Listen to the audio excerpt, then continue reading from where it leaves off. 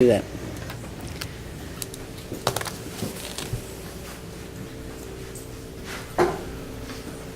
Now, on the flip side of that, as we said earlier, it's the Commonwealth that has the burden.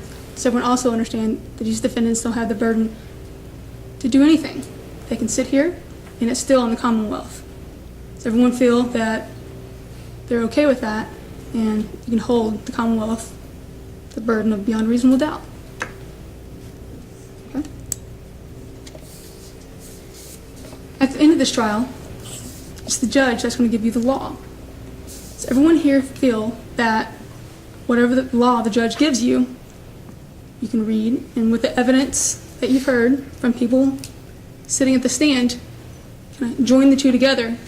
And even if you don't agree with what the law says, or even if the law asks you to find A, B, and C, you really want to know D, you will only consider A, B, and C to find a verdict. So that's kind of a long question, but it boils down to, can you do exactly what the judge asked you to, beyond adding your own what-ifs into it? And that's probably the hardest part. But can we all agree that we can listen to what the judge says, what the law is, and follow that? Does anyone have a problem? All right.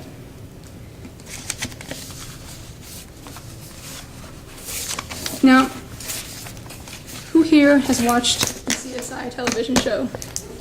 I'm betting most of you. All right.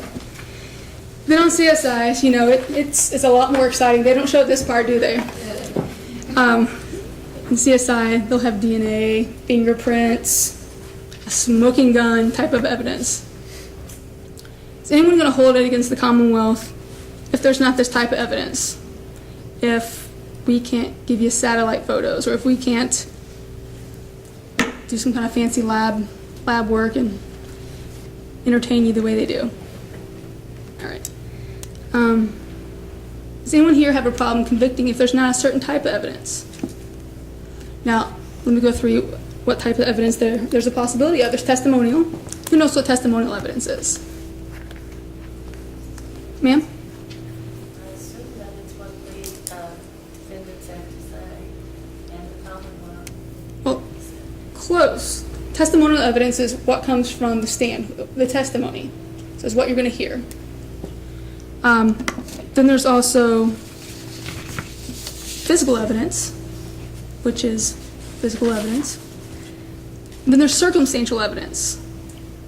Now, circumstantial evidence, I always liken to, if you go to bed and you hear it's supposed to snow, it's not snowing, and you wake up and there's snow on the ground, what does that tell you?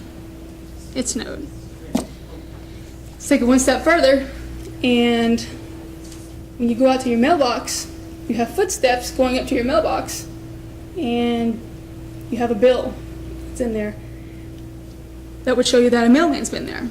So it's circumstantial evidence that someone's also been to your mailbox. That's another type of evidence. Would anyone have a problem convicting if they only heard one of those type of evidence, or would they need all of them? I hear crickets. So does that mean would anyone here have a problem with just one of those type of evidence, or would they need a certain type? So what I'm hearing is everyone would be okay with any of those types of evidence. And you can listen to any of them and feel comfortable with making a decision. Yeah.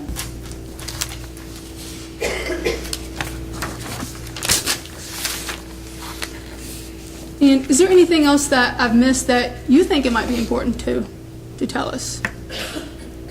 Something that might make you not a very good candidate for this specific jury? Yes, ma'am. 476-265. My cousin was convicted of 12 years for being at the wrong place at the wrong time when robbery took place in a murder. Okay. So that would make you not a good candidate, correct? All right. Anyone else? 427. If all the evidence I heard was circumstantial, I could not convict the person. Okay. So you would require more, and you couldn't be fair if that's all you heard. I could not be fair. Okay. Ma'am? 642-149. My son was arrested for robbery. It made pretty bad. I think it would. So because of your personal experience? Okay, that would keep you from being fair and impartial. Does anyone else have, and she touched on a good point there, anyone else have any family members that have had encounters with the judicial system that might hit so close to home that it probably would make you not the best candidate for this specific trial?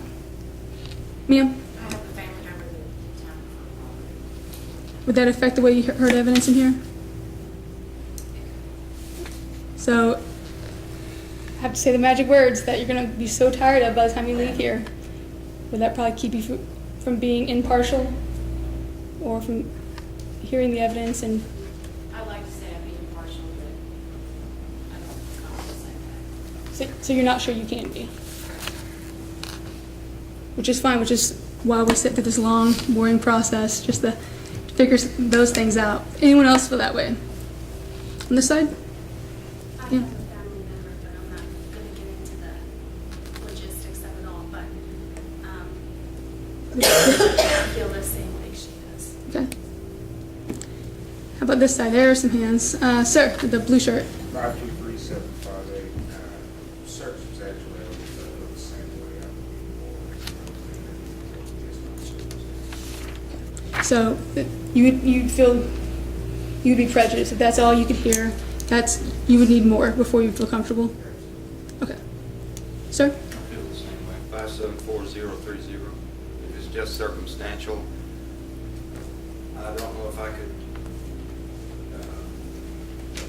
be unbiased enough not to step away.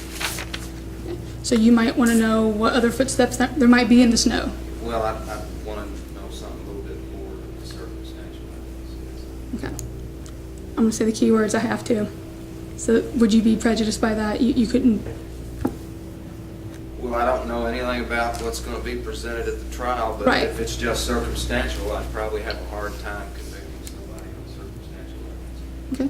Unless it's really solid stuff, in my mind. Okay. Judge, can we approach? You may.